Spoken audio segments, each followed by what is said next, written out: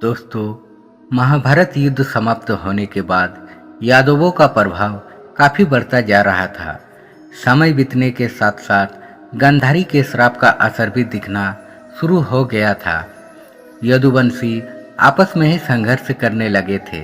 एक दिन सभी यदुवंशियों में सागर तट सोमनाथ मंदिर के पास आपसी विवाद के कारण भयानक युद्ध छिड़ गया।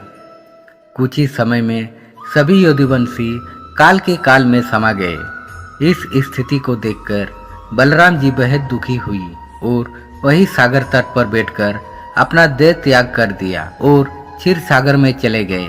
बलराम जी के देह त्यागने के बाद भगवान श्री कृष्ण ने अपने सारथी से कहा कि अब मेरे भी जाने का समय हो गया है, इसलिए मैं योग में लीन होने जा रहा हूँ। द्वारिका में जो लोग बच गए हैं उन सभी को कह दो कि अर्जुन के आने के बाद वह द्वारिका को छोड़कर उनके साथ चले जाए, क्योंकि अर्जुन के द्वारिका से जाने के बाद मैंने समुद्र से जो भूमि द्वारका नगरी बसाने के लिए ली थी, समुद्र उसे डुबो देगा।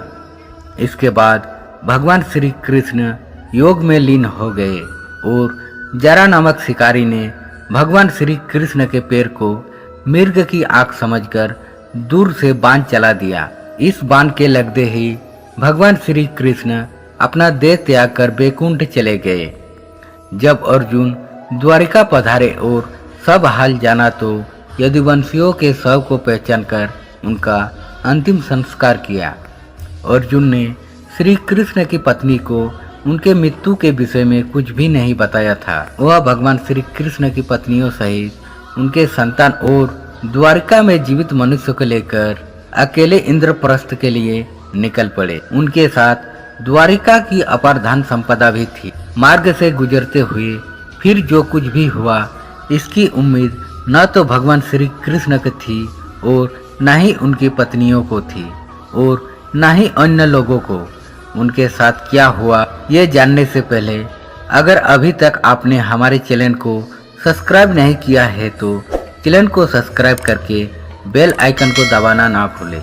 दोस्तों, रास्ते में अवीर वर्ग के लोगों ने इतनी महिलाओं की रक्षा के लिए केवल एक ही योद्धा की उपस्थिति देखकर उन पर आक्रमण कर दिया और श्री कृष्ण की पत्नियों सहित सभी को बंदी बना लिया और उनका धर्म लूट लिया। जिस अर्जुन ने महाभारत युद्ध में अपने विरोधियों की पसीने छुड़ा दिए थे, वह भी उनकी रक्षा नहीं कर सका। भगवान के इस संसार से जाने के पश्चात अर्जुन ने अपनी शक्तियां भी खो दी थी, क्योंकि अर्जुन को जिन कारणों के लिए अपनी शक्तियों का उपयोग करना था वह अब पूरे हो चुके थे। अर्जुन ने यदुवंश के लोगों की रक्षा का हर संभव प्रयास किया, परंतु उसके सभी अस्त्र असफल रहे।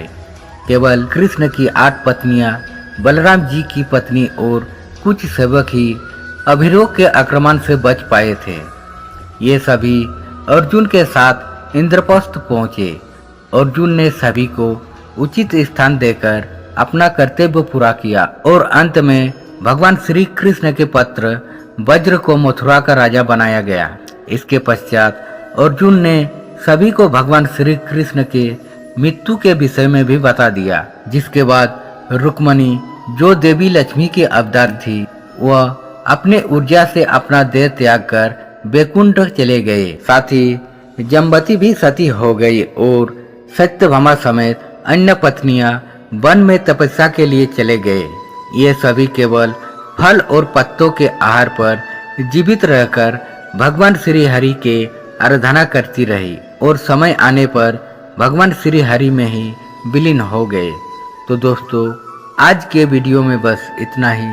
मिलते हैं अगले वीडियो में, तब तक आप अपना ध्यान रखिएगा।